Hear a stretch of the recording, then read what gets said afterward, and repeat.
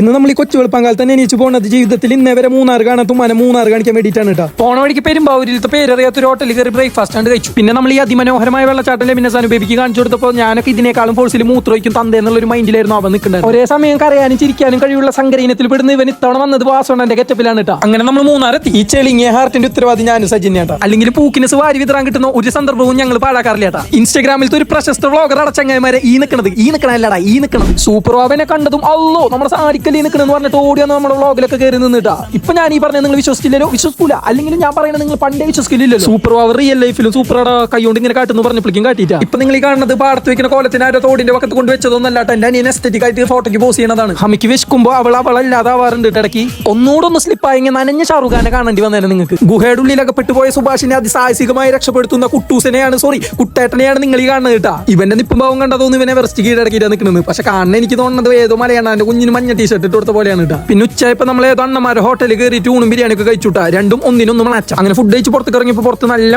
മഴ ഒന്ന് തോർന്നപ്പോ നല്ല കോട്. അതിന്റെ കൂടെ അടുത്തലിൻ ജോസ് പേരെ അവൻ ശ്രമിക്കുന്നത് ഇവന്റെ അംഗം വെട്ടും കൂടെ ആയപ്പോ അന്തസ്. ഇവളുടെ അഴുക്കുള്ള ചെരുപ്പുണ്ട് എന്റെ വെള്ള പാൻറ്റും ചവിട്ടാൻ കാണിക്കുന്ന ആവേശം അത് കഴുകാനും കൂടി കാണിച്ചാൽ മതിയായിരുന്നു. ഇങ്ങനെ സ്ലോ മോഷനിൽ ചാടിയ നല്ല എസ്തെറ്റിക് റീൽ എടുക്കാൻ പറ്റുമെന്ന് പറഞ്ഞ് മോട്ടറാക്കിയപ്പോൾ എന്റെ ചാട്ടങ്ങളാണ് കേട്ടോ നിങ്ങൾ ഈ കാണുന്നത്. നമ്മളിവിടെ 1.5 മിനിറ്റിന്റെ വ്ളോഗ് എടുക്കുമ്പോൾ അവിടെ ഒരാൾ ആദ്യമായിട്ട് മൂന്നാർ കണ്ടപ്പോൾ 1.5 മണിക്കൂറിന്റെ വ്ളോഗായിട്ട് എടുക്കുന്നത്. എന്തായാലും ഉമ്മച്ചി ഹാപ്പിയാണ് അൽഹംദുലില്ലാ.